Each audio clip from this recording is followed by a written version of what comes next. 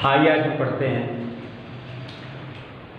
Civil engineering fourth semester के subject में RCC में प्रास स्लैब। इसके पहले वाले वीडियो में हम आपको बता चुके हैं स्लैब के बारे में और सिंगल बेस स्लैब क्या होता है, उसका डिजाइन भी हम आपको पढ़ा चुके हैं। आज हम लोग पढ़ेंगे प्रास स्लैब के बारे में, कैंटिलीवर स्लैब होता क्या है। देखिए, प्रास स्लैब का प्रयोग कहाँ पे किया जाता है। जैसे आप जानते हैं कि दरवाजे के ऊपर जो लिंटर डाले जाते हैं या जो भी आपके खुले भाग दरवाजे के या खिड़की के होते हैं, तो उनके ऊपर जो लिंटर डाला जाता है, उन लिंटर से बाहर एक छज्जे डाले जाते हैं जिसे हम कहते हैं स्लैब। तो वह छज्जा जो होता है उसका एक सिरा लिंटर के साथ बद्ध होता है और दूसरा सिरा क्या होता है, फ्री होता है। और आप जानते हैं कि प्रास का मतलब होता है कि ऐसी बीम या ऐसी स्लैब जिसका एक सिरा बद्ध हो, दूसरा क्या फ्री हो, स्वतंत्र हो, उसे हम कहते हैं प्रास स्लैब या प्रास धरन कहते हैं। तो इसमें हम पढ़ेंगे प्रास स्लैब के बारे में। तो देखिए, प्रास स्लैब आपकी एग्जाम में पूछे जाते हैं, बहुत इंपॉर्टेंट आपका टॉपिक है। इसमें न्यूमेरिकल भी आपका पूछा जाता है। तो हम आज आपको प्रॉब्लम भी बताएंगे। प्रास स्लैब का अगर प्रॉब्लम देगा तो कैसे सॉल्व करेंगे प्रॉब्लम। आगे प्रास स्लैब के प्रॉब्लम के लिए एक क्वेश्चन ले लेते हैं। मान लें कोई आपका लिंटर है,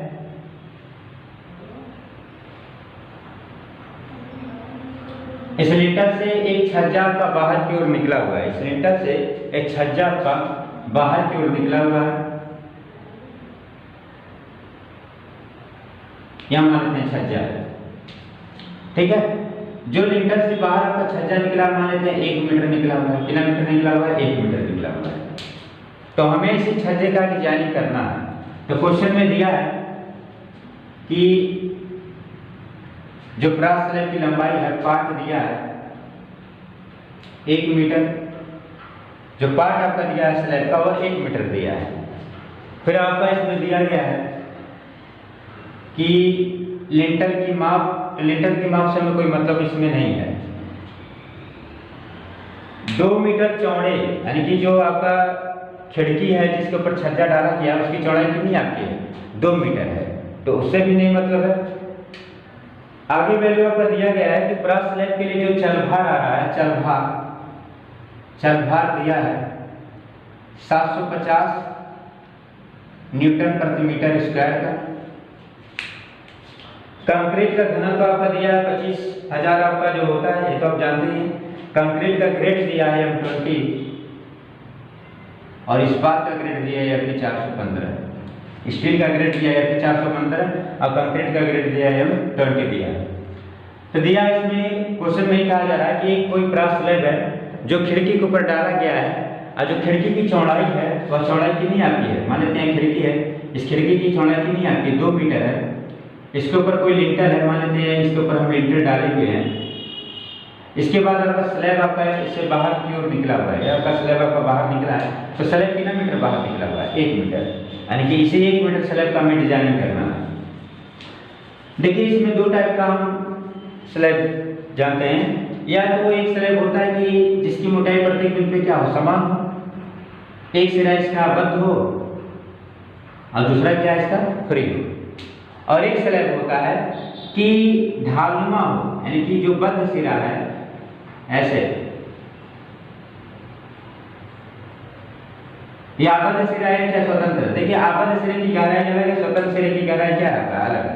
इसका भी डिजाइनिंग है, इसका भी डिजाइनिंग है। तो आज जो हम डिजाइनिंग पढ़ेंगे आपको इसका हम डिजाइनिंग पढ़ेंगे जिसका प्रत्येक बिंदु मोटाई क्या होगा? समान। तो देखिए, फिगर बना देते हैं। या मान लेते हैं कोई दीवार या फिर कोई आपका लिंटर है, यह आपका स्लैब हो गया, इसका पार्ट दिया है, यह आपका स्लैब हो गया। इसका पार्ट दिया है 1 मीटर। कितना पार्ट दिया आपका? 1 मीटर। तो सबसे पहले हमें जब प्रास स्लैब का विकल्पन करेंगे या किसी भी स्लैब का विकल्पन करते हैं तो उसमें हम आपको बताए थे, आप गहराई निकालिए, गहराई के बाद पार्ट निकालिए, पार्ट के बाद भार निकालिए, भार के बाद आघूर्ण निकालिए, उसके बाद आप डिजाइन के स्टेप को ऐसे ही बढ़ाते चले जाइए। तो सबसे पहला हमारा पॉइंट रहेगा, फर्स्ट स्टेप रहेगा, फर्स्ट स्टेप रहेगा हमारा गहराई ज्ञात करना। तो पिछले वाले वीडियो में बताया था आपको कि इसमें जो पार्ट बटे गहराई का अनुपात लिया गया था वह 7 लिया जाता है। पार्ट बटे जो गहराई का अनुपात लेंगे वह 7 लेंगे। विक्षेप नियंत्रण से, विक्षेप नियंत्रण से नियंत्रण के लिए पार्ट बटे गहराई का जो अनुपात होगा वह 7 लिया जाए। तो पार्ट बटे 7 बराबर क्या होगा, गहराई। पार्ट 1 मीटर दिया है, चेंज कर लीजिए। पार्ट की लंबाई 1 मीटर है, mm में होगा तो 1000/7 इकट्ठ होगा गहराई। तो काटेंगे जहाँ गहराई बराबर, या मान लेते हैं कुल गहराई है, तो गहराई बराबर निकलेगा आपका कैपिटल D बराबर 130 mm।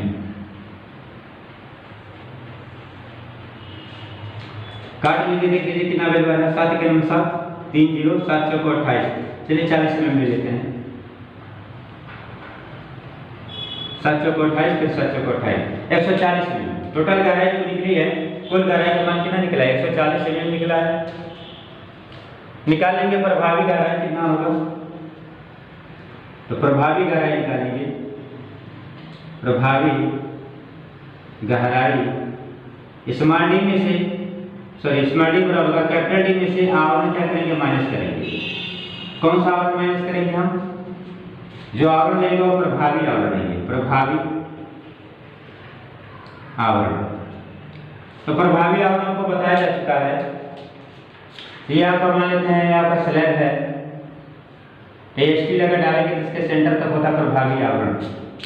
तो क्लियर कवर कितना माने हैं, अगर ये क्लियर कवर माने हैं 15 mm का, और जो छड़का डायल लिए हैं, छड़का डायल अगर मान लेते हैं आप 10 mm लिए हैं, छड़का डायल अगर मान लेते हैं 10 mm आप लिए हैं, तो 10 का आधा कितना होगा, 5 हो जाएगा।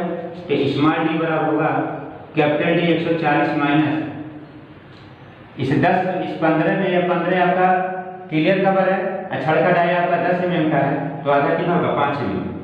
तो 15 + 10/2 माइनस करेंगे, 140 माइनस हो जाएगा 15 + 10/2, कितना वैल्यू आ जाएगा आपका, 5 10 5 15 5 20, यानी कि D बराबर होगा 120 mm। चलिए यहाँ नहीं लिख रहा है तो ऊपर लिख देते हैं, स्मॉल डी बराबर हो जाएगा 120 mm। यह हो गया आपका प्रभावी गहराई जो लिया गया है आपका 120 mm आपका प्रभावी गहराई हो गया। अब यहाँ से हम निकालेंगे पार्ट के लिए। तो पार्ट इसमें चूंकि पढ़े होंगे आप लोग, एक वास्तविक पार्ट होता है, एक प्रभावी पार्ट होता है। तो चूंकि क्रॉस स्लैब में दोनों पार्ट की लंबाई सेम ली जाती है, इसलिए ली जाती है क्योंकि एक ही सिरा फिक्स करते हैं तो कितना भाग अंदर ले जाएंगे, बहुत कम ही ले जाते हैं। तो इसमें प्रभावी पार्ट और वास्तविक पार्ट ना लीजिए, इसमें केवल पार्ट आप ले लीजिए। पार्ट कितना आपका 1 मीटर आपका दिया गया, इसी को लेकर आप चलिए, ठीक है। अगर प्रभावी पार्ट इसको बदलना चाहते हैं प्रभावी पार्ट में, तो यहाँ से ये दूरियां कर लेंगे तो ज्यादा इफेक्ट नहीं पड़ेगा, एक ही भाग तो आपका धंसा हुआ है। तो मान लेते हैं 15 है, 15 अगर मान लेते हैं 150 mm धंसाया गया है, तो 150 mm ऐड करेंगे तो ज्यादा डिफरेंट आपका इसमें नहीं मिलेगा। तो सेकंड स्टेप में निकालेंगे, सेकंड हमारा स्टेप होगा गहराई हो गया, भार ज्ञात करना, भार ज्ञात करना। देखिए चल भार दिया 750 न्यूटन प्रति मीटर स्क्वायर कर दिया है, चल भार दिया है 750 न्यूटन प्रति मीटर स्क्वायर। अगर मान लिया जाए, माना 1 मीटर चौड़ी पट्टी के लिए अगर 1 मीटर चौड़ी पट्टी लिया जाए तो इसको अध्यारोपित भार में बदलेंगे तो अध्यारोपित भार बराबर हो जाएगा, अध्यारोपित भार बराबर लंबाई में 1 मीटर है, चौड़ाई में 1 मीटर है, तो 1 गुणे 750 कितना आ जाएगा? लंबाई में 1 मीटर पट्टी लेंगे, चौड़ाई में 1 मीटर पट्टी लेंगे, तो कितना आ जाएगा? 750 न्यूटन प्रति मीटर। चल भाग बदल गया आपका दैर्घ्य भाग। अब लेंगे स्लैब के स्वयं का भार। स्वयं का भार W, इसको मान लेते हैं W1 है, तो W2 बराबर होगा कितना हो जाएगा आपका? लंबाई L गुणे चौड़ाई B गुणे स्लैब की टोटल डेप्थ D गुणे घनत्व का 25,000। W2 बराबर निकाल लीजिए 1 गुणे B का मान भी 1 ही मीटर होगा, D का मान स्लैब की टोटल मोटाई कितनी आई है? 140 mm, इसको मीटर में बदलिए तो 0.140 गुणे 25,000। यहाँ से वैल्यू आप निकाल लीजिए W2 की वैल्यू कितनी आ रही है। जो W2 का मान आता है वही हम ले लेंगे W2 के लिए। यह लगभग वैल्यू आ जाएगा 3500 न्यूटन प्रति मीटर, क्योंकि 1 से 1 से गुणा किए हैं तो एक भी आधार के बाद में निकालें न्यूटन प्रति मीटर। या दोनों को जोड़ने के बाद आप अध्यारोपित भाग में बदलिए, या तो यहीं आप बदल लेंगे तो कोई दिक्कत आपके लिए नहीं है। तो कितना आ गया? 3500 न्यूटन प्रति मीटर। अब इन दोनों लोडों को क्या करेंगे? ऐड कर लेंगे, तो हमारा कुल भार का मान निकल जाएगा। यहाँ तक नोट कर लीजिए आप लोग।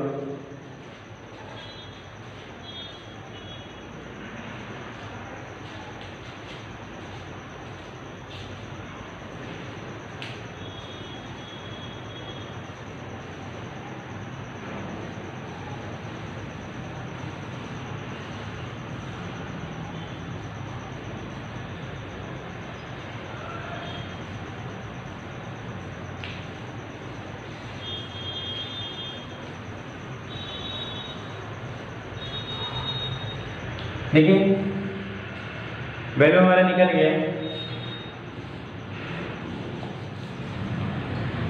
W2 निकल गया, W1 हुआ है आपका, तो कुल भार निकालेंगे। कुल भार बराबर होगा, कुल भार बराबर W बराबर W1 में W2 क्या करेंगे? ऐड कर देंगे, तो W बराबर होगा W1 का वैल्यू कितना निकला आपका? 750, और W2 का मान निकला 3500।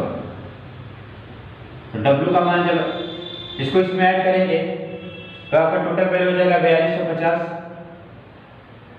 न्यूटन प्रति मीटर, न्यूटन प्रति मीटर। अगले स्टेप में हमारा है आगमी ज्ञात करना। तो उससे पहले इसको हम फैक्टर में बदल देंगे। या कौन सा भार है? कार्यकारी भार। लिखिएगा विकल्पित भार। अविकल्पित भार WD बराबर होगा W गुणे फैक्टर गुणांक हो जाएगा, फैक्टर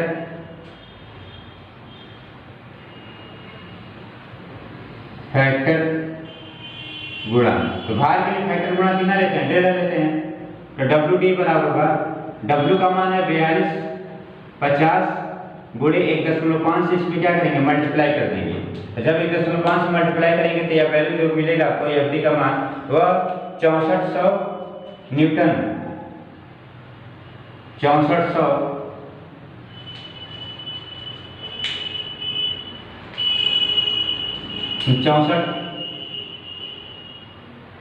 न्यूटन प्रति मीटर। यह आपका WD निकल गया है। अगले स्टेप में निकालेंगे। थर्ड स्टेप में, थर्ड स्टेप है आघूर्ण ज्ञात करना। कौन सा आघूर्ण? अभिकल्पित, अभिकल्पित आघूर्ण ज्ञात करना। अभिकल्पित आघूर्ण निकालेंगे तो होगा MD बराबर होगा WD गुणे L² बटे R। MD बराबर हो जाएगा WD की वैल्यू कितनी दी है? 6400। लंबाई आपको बोले हैं दोनों लंबाई वही ले लीजिए, या 1 मीटर है तो 1 मीटर ले चलिए, 1 का स्क्वायर बटे 8। यहाँ से मोमेंट की वैल्यू क्या निकाल लीजिए? सॉरी WL²/2 होगा, क्योंकि आपका कैंटिलीवर बीम है। जब कैंटिलीवर धरन हुआ था उस पे यूरियल फोर्स आपका लगा हुआ हो तो MD की वैल्यू होगी WD L²/2 होगा, यानी कि WL² कितना होता है? 2 होता है। डब्ल्यू स्क्वायर बाई 2 लेंगे 6400 गुणे 1 का स्क्वायर बटे कितना हो जाएगा 2 हो जाएगा। यहाँ से एमडी का वैल्यू निकालें तो एमडी का मान आ जाएगा आपका 3200 गुणे 10 की पावर 3 या 3200 लिख सकते हैं 3200 न्यूटन मीटर, या इसको चेंज करेंगे तो एमडी बराबर होगा 3200 गुणे 10 की पावर 3 न्यूटन एमएम में बदल जाएगा। अगले स्टेप में आगे एचटी का मान निकालेंगे, एचटी की मात्रा निकालेंगे कि कितना स्टील आपका प्रोवाइड इसमें किया जाएगा। उससे पहले हम निकाल लेते हैं, इसकी जांच करेंगे गहराई में, क्या हमारी ऊपर वाली गहराई जो कैलकुलेट जो हम एज्यूम किए हैं वह गहराई हमारी सही है कि नहीं सही है। सबसे पहले गहराई में हम जांच कर लेते हैं।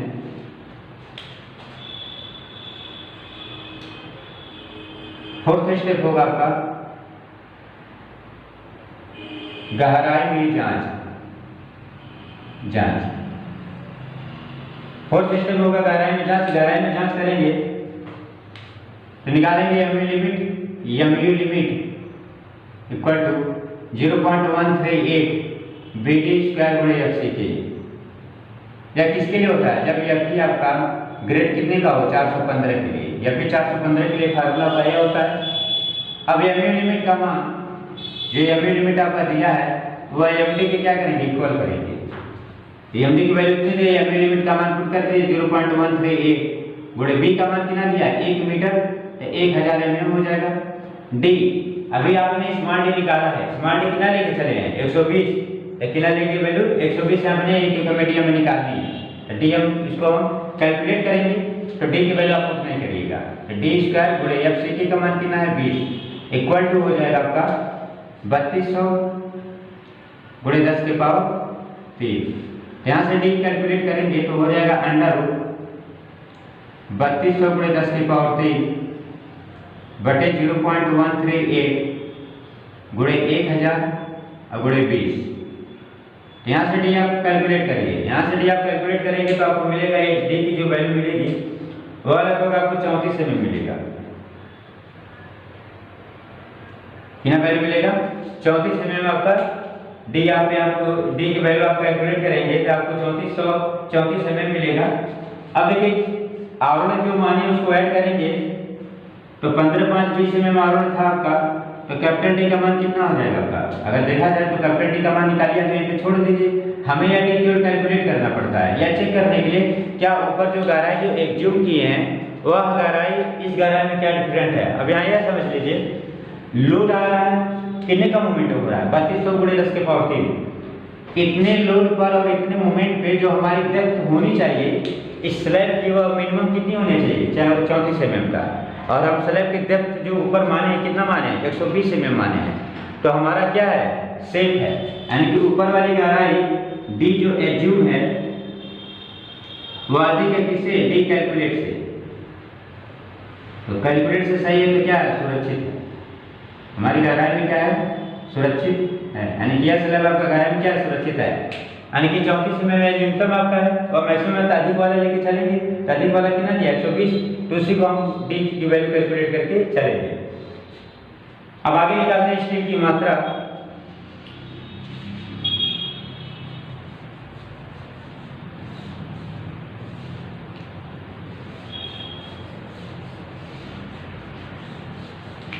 आइए स्टील की मात्रा निकाल लेते हैं। तो स्टील की मात्रा निकालेंगे तो किसके लिए निकालेंगे अल्प प्रबलित खंड के लिए। लिखेंगे यहाँ पे अल्प प्रबलित खंड, अल्प प्रबलित खंड के लिए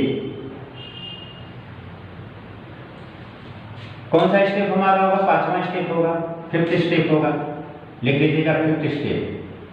क्या निकालें एसटी का मान, तो अल्प प्रबलित खंड के लिए एमवी का मान जो होता है एमवी बराबर होता है 0.87 FY into AST D minus 0.42 XU।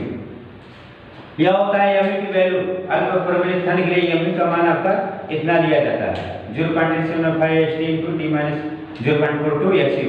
XU बराबर हमारा क्या होता है, XU बराबर अगर हम डिफाइन करें तो XU बराबर हमारा होता है 0.87 FY इंटू AST अपन 0.36 एफ सी के इंटू बी। कैलकुलेट कर लीजिए 0.87, एफ वाई का मान 415 है क्योंकि स्टील का ग्रेड 415 लिए हैं। एच क्या निकालना आपको, ए एस टी, तो ए एस टी अपान हो जाएगा आपका 0.36, एफ सी के का मान 20 है, अब बी की वैल्यू कितनी है 1000 है। यहाँ पे आप कैलकुलेट करेंगे तो ये वैल्यू आएगा 0. आप कैलकुलेट कर लीजिए, तो कैलकुलेट करके निकालेंगे तो यह जो वैल्यू आएगा 0.05 AST आ जाएगा।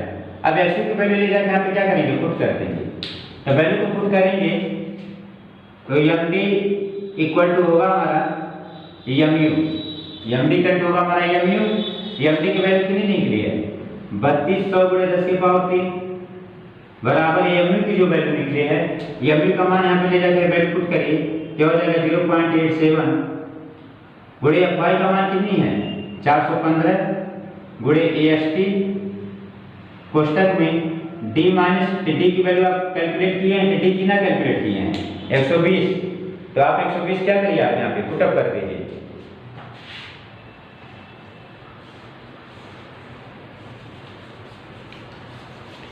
देखिए 120 mm लेंगे क्योंकि नीचे वाली गहराई नहीं लेंगे, क्योंकि नीचे वाली गहराई क्या आती है कम है ऊपर वाली गहराई से, तो हम एक गहराई ले चलेंगे, ऊपर वाली गहराई को लेके चलेंगे। डी आपका 120 दिया तो 120 माइनस हो जाएगा 0.42 गुणे एक्स का वैल्यू निकला है 0.05 AST। अब देखिए अंदर गुणा करेंगे तो एक द्विघात समीकरण आपका बन जाएगा, और जो द्विघात समीकरण बनेगा उसको आप क्या करिए फाइंड कर लीजिए। आप फाइंड करके AST का मान निकाल लीजिए, आप इस समीकरण को सॉल्व करके AST का मान निकाल लीजिएगा। तो जो AST की जो वैल्यू आपकी निकलेगी हम निकालेंगे यहाँ पे हैं, तो AST का मान आएगा आपका 75 mm²।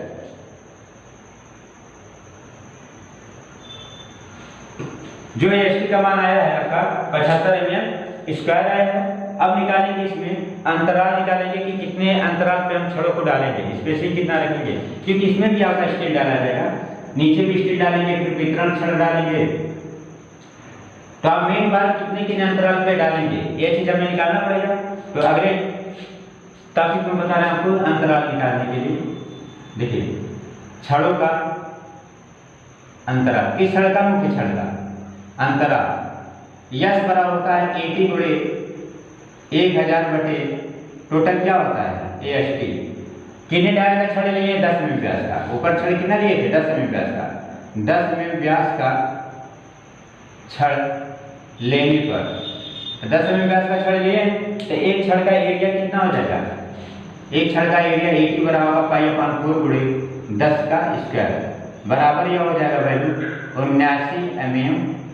कितना हो जाएगा आपका जो वैल्यू निकलेगा 79 mm² आएगा, एक छड़ का एरिया आपका 79 mm² आ गया। वैल्यू पुटअप कर दीजिए तो यस बराबर निकलेगा 80 का मान कितना है 79, अब बड़ी वैल्यू कितनी है 1000, और टोटल AST कितनी है आपकी 75। तो यस की वैल्यू निकालेंगे तो यस का मान आपका आ जाएगा 1053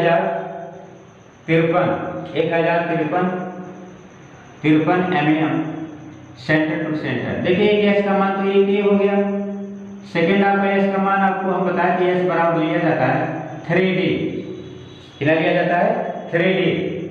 डी की वैल्यू कितनी 120 है, 3 गुणे 120 करेंगे तो बात में 36 360 mm सेंटर टू सेंटर होगा। और तीसरी वैल्यू एस की ली जाती है, एस बराबर लिया जाता है 300 mm सेंटर टू सेंटर। इस तीनों में इसमें और इसमें जो सबसे कम है, इन तीनों में जो कम, तो देखिए इन तीनों में सबसे कम कौन सा है, इसमें देख लीजिए, इस वाले एस में देख लीजिए और इसमें देख लीजिए, तो सबसे कम कौन सा है आपका 300 mm। तो होता है एस बराबर कितना लिख चलेंगे 300 mm सेंटर टू सेंटर, ये आपका एस का मान हो जाएगा। यानी कि 300 mm सेंटर टू सेंटर पे 10 mm की छड़ को हम क्या करेंगे डालेंगे। अब निकालेंगे वितरण छड़। अब हम निकाल लेते हैं वितरण छड़ की मात्रा कि कितना वितरण छड़ डाला जाएगा।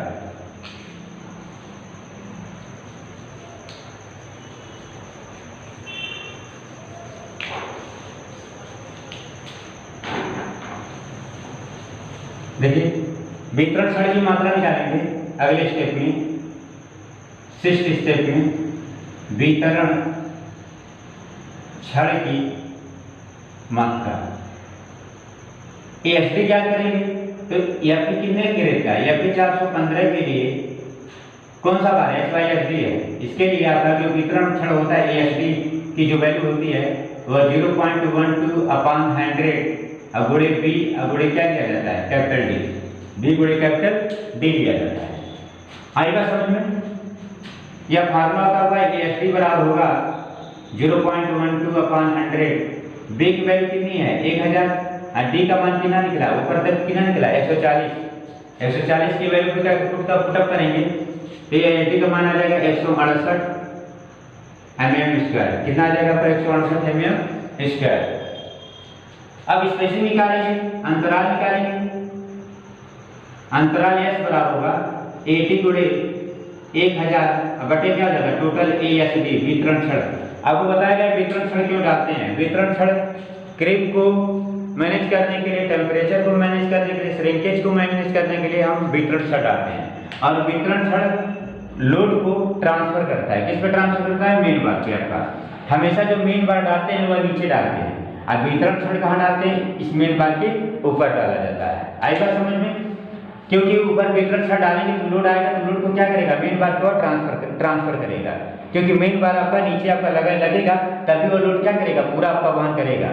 यहाँ से लिखेंगे माना जो वितरण क्षण कम डाया का डालते हैं, माना 8 mm का डालते हैं, 8 mm का व्यास लेने पर अगर 8 mm व्यास का छड़ अगर डाला जाए तो एक छड़ का एरिया 80 बराबर हो जाएगा π/4 गुणे 8 का स्क्वायर गुणे 1, कितना हो जाएगा आपका 50 mm², कितना हो जाएगा आपका 50 mm²। अब वैल्यू पुटअप कर दीजिए, यस बराबर होगा 50 गुणे 1000 अपन टोटल एरिया कितना निकला 168। अब यहाँ से यस की वैल्यू को कैलकुलेट कर लीजिए, तो जो यस की वैल्यू जो कैलकुलेट करेंगे वो आ जाएगा 298, 290 मान लेते हैं 290, लगभग आ गया 290 mm सेंटर टू सेंटर।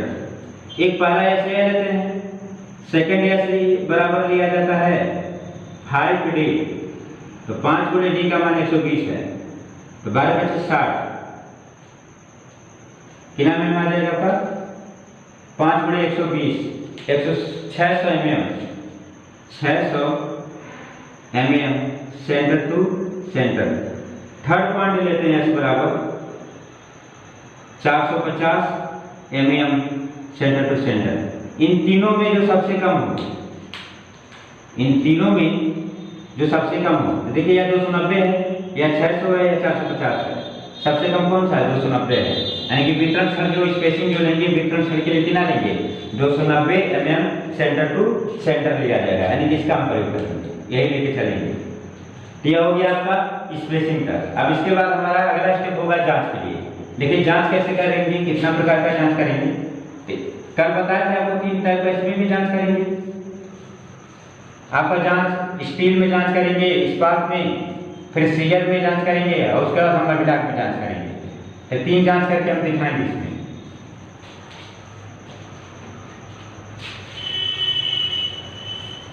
आइए जांच का स्टेप कर लेते हैं कंप्लीट।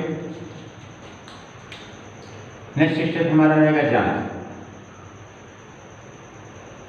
कितना जांच करेंगे, पहला जांच करेंगे इस्पात में, न्यूनतम इस्पात,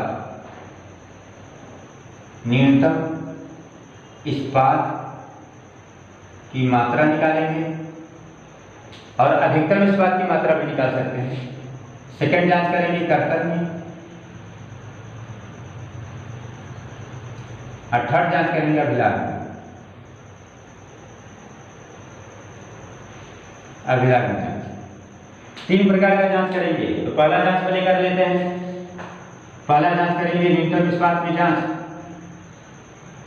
निकालेंगे AST मिनिमम, फार्मूला लगाएंगे 0.85 B गुणे D अपॉन FY। आप कितने ग्रेड का स्टील लेना है, 415 का, B का मान 1000 है, D का मान कितना है आपका 120 है। अब वैल्यू पुटअप करेंगे और AST का मान, AST मिनिमम का मान निकालेंगे 0.85, B का मान 1000 है और D की वैल्यू कितनी है आपकी है 120 है, अब बटे हो जाएगा 415। इस AST मिनिमम का मान अगर AST से कम आ रहा है तो क्या है, सुरक्षित है। यानी कि AST मिनिमम हमें इतनी की आवश्यकता है, हमें AST कितने का डालना है, लगभग आपका जो AST डाला जा रहा है 75 mm स्क्वायर का डालना है। तो AST अगर मिनिमम 75 से कम आता है, इसकी वैल्यू हमारे क्या है, सेफ है, हमारा यह न्यूटन इस्पात के लिए हमारा सही है। अगर अधिकतम इस्पात की मात्रा निकालना चाहते हैं तो अधिकतम इस्पात की मात्रा जो निकालेंगे वह कितना होगा, पूरे स्लैब के एरिया का 4% लिया जाता है। तो 4% उससे भी चेक कर सकते हैं आप। तो ठीक है, आप अधिकतम में चेक करिएगा, केवल न्यूनतम चेक करके छोड़ दीजिएगा। अब नेक्स्ट स्टेप में हम आते हैं शियर में जांच करने के लिए। तो आपको बताया गया है कि शियर में जांच करने के लिए क्या क्या हम वैल्यू लेंगे। शियर में जब जांच करेंगे तो क्या क्या वैल्यू हम लेकर के चलेंगे।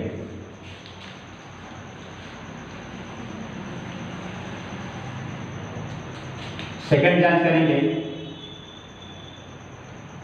कर्तन में जांच। तो आपको स्टेप बता दे रहे हैं। पहला इसमें निकालेंगे कर्तन बल। कर्तन बल V बराबर, या इसको V बोलेंगे क्योंकि W VD बोलिए, VD बोलिए, VD। अभिकल्पित कर्तन बल है तो VD बोलेंगे। कितना हो जाएगा, जब कैंटिलीवर धरन हो, सॉरी कैंटिलीवर क्या है, स्लैब है। जब कैंटिलीवर स्लैब उस पर कौन सा लोड लगा है, यूरियल। तो उसके लिए शियर के लिए जो वैल्यू ली जाती है, कर्तन बल के लिए जो वैल्यू ली जाती है वह लिया जाता है किसके बराबर लिया जाता है, W। कितना लिया जाता है, W गुणे L के बराबर लिया जाता है। इस में W गुणे L की वैल्यू लेंगे, W गुणे L। L कितना दिया है, 1 मीटर दिया है। लंबाई कितनी है, 1 मीटर। 1 मीटर लेके चलिए तो VD बराबर होगा, W का मान 6400 और लंबाई का मान कितना है 1, बराबर हो जाएगा 6400 न्यूटन हो जाएगा। कितना हो जाएगा, 6400 न्यूटन। जब कैंटिलीवर धरन उस पे यूरियल लगाओ तो कर्तन बल का मान W गुणे L होता है। लेकिन जब उसका पॉइंट लोड निकालेंगे, पॉइंट लोड के लिए लेंगे तो कितना होगा, केवल W होता है। ये आप लोग याद कर लीजिएगा। VD की वैल्यू इतनी हो गई। अब कर्तन प्रतिबल निकालेंगे, सेकेंड टाउ भी निकालेंगे। तो टाउ भी बराबर होगा VU VD बटे हो जाएगा आपका V गुणे D। यहाँ से टाउ भी निकाल लीजिए। उसके बाद क्या निकालेंगे, तीसरे स्टेप में परसेंटेज ऑफ स्टील, P की वैल्यू निकालेंगे। तो AST गुणे 100 बटे V गुणे D। आप लोग यहाँ से निकाल लीजिएगा। यहाँ से परसेंटेज ऑफ स्टील निकालेंगे, फोर्थ स्टेप में निकालेंगे टाउ सी का मान। टेबल से कहाँ निकालेंगे, टेबल से टाउ सी का मान निकालिए। और उसके बाद आप निकालेंगे टाउ C1 बराबर होता है K गुणे टाउ C। आइए सर, K की वैल्यू की स्थिरांक होता है, स्लैब की मोटाई पर डिपेंड करता है। तो 150 से कम है तो K की वैल्यू आपका टेबल में आपको मिल जाएगा।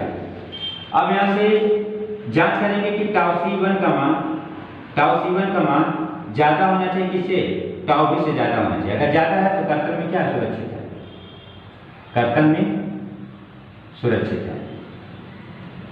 तो फार्मूला बता दें, आपको निकाल लीजिएगा। क्योंकि आज हम अभिलाख में जांच आपको बताएंगे कि अभिलाख में जांच कैसे किया जाएगा। यहाँ पर इसको नोट कर लीजिए आप सभी लोग।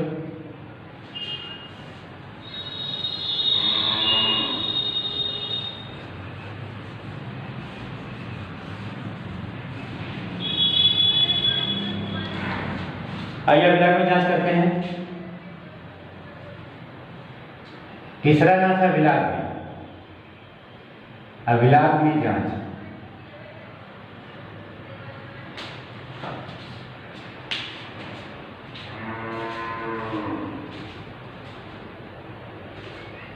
अभिलाख में जांच करेंगे तो पहला स्टेप निकालेंगे एलडी की वैल्यू निकालेंगे। तो एलडी का फार्मूला लगाएंगे 0.87 FY 0.87 FY बड़ी 5 अपान 0.4 गुणे कितना होता है आपका 0.4 टाउ BD। यह होता है एलडी की वैल्यू। जो LD1 का मान होता है LD1 वह 1.3 MV अपान VD प्लस होता है आपका L0। किसके बराबर होता है आपका L0 के बराबर होता है। अब यहाँ से निकाल लीजिए वैल्यू 1.3 MD की वैल्यू निकालेंगे, कितना है आपका MD की वैल्यू ले लीजिए, VD की वैल्यू हम निकाले हैं वेटिंग वैल्यू ले लीजिए। इसके बाद क्या करें, LD1 की मान वैल्यू निकालिए। अब देखिए यहाँ पे जो स्टेप हमारा बनता है, LD का मान जो LD होना चाहिए हमारा LD1 के ऐसे होना चाहिए, यानी कि लेस देन होना चाहिए या इक्वल होना चाहिए। LD की वैल्यू कितनी है 0.857 बड़े या y का मान कितना है 415। देखिए फाई के लिए निकालते हैं, फाई की वैल्यू में निकालिए ना 0.4 बड़े टाउ BD। देखिए टाउ BD आपको टेबल से मिलेगा, टेबल से आप टाउ BD आप निकाल लीजिए। इसके लिए वैल्यू होता है यहाँ 0.4 नहीं होता, केवल 4 होता है, केवल 4 होता है। 4 गुणे टाउ BD का मान होगा 1 पॉइंट, टेबल से आप लोग देख लीजिएगा 1.92 LD1 का मान होता है 1.3 गुणे MD की जो वैल्यू निकाले हैं वह कितना आप निकाले हैं, उसकी वैल्यू 3200 निकाले हैं, 3200 गुणे 10 के पावर 3। अब VD की वैल्यू निकाले हैं 6400 अब प्लस ये 0। अब देखिए ये 0 क्या है, ये 0 बराबर होता है 12 पाई या स्मॉल d में जो अधिक हो। यह 0 क्या है, स्थिर लंबाई है, या ना किसे बोलते हैं स्थिर लंबाई, यानी कि छड़ को जितनी लंबाई ले जाकर क्या करते हैं वो इसमें प्रदान किया जाता है। तो 12 फाई, तो फाई की वैल्यू कितना ली है, अगर 12 फाई लिया जाए तो फाई का मान 10 था, तो 12 का मान 120 होगा। स्मॉल d की वैल्यू कितनी निकली है 120 है, तो दोनों लगभग बराबर है। तो यह 0 की वैल्यू कितना लेंगे 120 ले लेंगे। आई बात समझ में, इसकी वैल्यू को क्या करेंगे आप निकालेंगे, यहाँ से कैलकुलेट करेंगे, कैलकुलेट करके फाई की वैल्यू निकालेंगे। तो इसका जो मान आ जाएगा LD का जो मान आ जाएगा वो आप निकाल लीजिए फाई के रूप में, तो लगभग 47 फाई हो जाएगा, यानी देते हैं आपको इसकी वैल्यू कैलकुलेट करेंगे तो हो जाएगा 47 फाई। अब इसको क्या करेंगे कैलकुलेट कर दीजिए, 120 यहाँ पर रखेंगे, इसको कैलकुलेट करेंगे 1.3 गुणे 3200 गुणे 10 के पावर 3 अपन 6400 प्लस 120। आप फाई का मान यहाँ से निकालेंगे, जो फाई का मान निकलेगा अब देखेंगे फाई से तुलना करेंगे, फाई का मान कितना माने हैं, छड़ का डाया कितना माने 10, तो क्या इस नियम को फॉलो कर रहा है कि नहीं कर रहा है। जैसे मान लीजिए क्या कर रहा है 15 में आ गया, तो 15 करा के मान लीजिए इसकी वैल्यू आ गई 15 में, इसका मान आ गया 15, तो क्या सही है क्योंकि छड़ का डाया कितना लिए हैं 10 में लिए हैं, तो 10 से क्या ज़्यादा ज़्यादा है, यानी कि 15 में का यह अगर 15 में डाय का छड़ डालेंगे तो यह अभिलाष प्राप्त कर लेगा। तो कितने का डालना है 10 का डालना है, तो हमारा क्या है सही है आपका है। तो सारा डाटा आपको मिल गया। अब क्या करेंगे इसमें आप फिगर आप ड्रा कर देंगे, जो आपको फिगर बनाना है, क्योंकि फिगर आपके लिए मस्ट होता है। देखिए फिगर हम बनाएंगे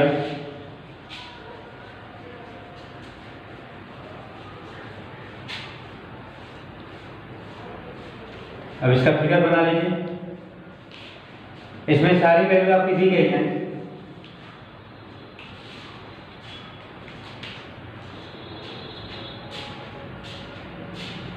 यह मान लेते हैं दीवार है, इसमें आपका कहा जा रहा है लिंटल है, यहाँ पे लिंटल आप दिखा दीजिए।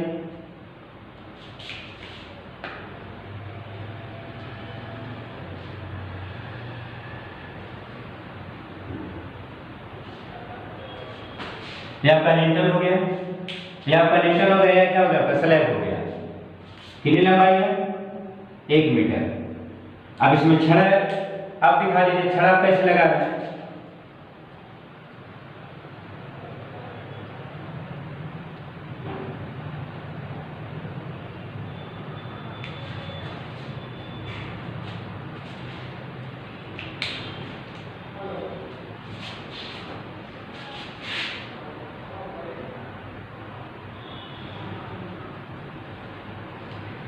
अब इसमें छड़ दिखाएंगे।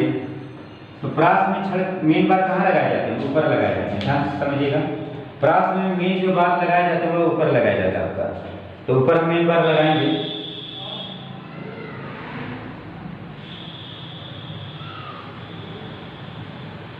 इसी में ऐसे लेकर के इसको बांध दीजिए। इसके बाद क्या लगाते हैं डिस्ट्रीब्यूशन बार,